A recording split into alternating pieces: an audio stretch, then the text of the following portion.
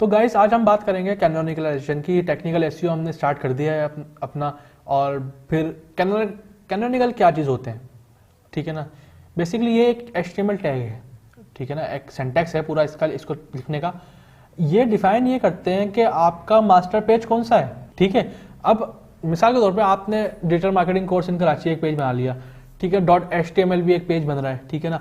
उसके साथ कोई और स्लग भी बन रहा है, आईडी वगैरह करके या कुछ भी ले लें कि वो एक पेज बन रहा है, ठीक है ना। गूगल के पास 3 पेजेस चले गए आपके, ठीक है ना। गूगल ये नहीं कर तीनों सेम पेजेस है, तीनों पे कंटेंट भी सेम है, तो डुप्लीकेट हो रहा होगा कंटेंट।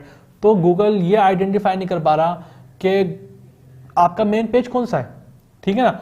तब हम यूज करते हैं कैनोनिकल। एक कैनोनिकल का टैग लगा देते हैं और बताते हैं भाई उन तीनों पेजेस पर लगा देंगे और बताएंगे कि हमारा मेन पेज कौन सा है। डिजिटल मार्केटिंग कराची वाला जो पेज होगा हमारा, उन सब पे लिंक कर देंगे। उससे ये होगा कि गूगल उन पेजेस को रैंक नहीं करेगा। जैसे ही वो रैंक करने के लिए बॉट आएगा, क्रॉल आएगा, तो वो देखेगा इनके पास जो मास्टर पेज है वो दूसरा है, digital marketing course in Karachi वाला, तो वो उसको उठाएगा, उन पेजेस को छोड़ देगा। कैनोनिकल बेसिकली यही डुप्लीकेशन को रोक रहा होता है। पहले ऐसा होता था कि लोगों ने पेजेस बना लिए, वेबसाइट बना ली, ठीक है, और उसमें एक ही सर्विस के बहुत सारे पेजेस बनना शुरू हो गए ऑटोमेटिकली। खास करके जो वर्डप्रेस की वेबसाइट होती हैं उनमें ऐसे इश्यूज आते हैं कि पेजेस बन रहे होते हैं पीछे ऑटोमेटिकली। तो उनको रोकने के लिए कैनोनिकल टैग गूगल ने दिया। गूगल का सर्च है वो और एडवांस हुआ और मॉडिफाइड हुआ, उसने वो पेजेस लेना शुरू कर दिए जो ओरिजिनल पेजेस थे, जो रियल पेजेस थे। ये कैनोनिकल टैग।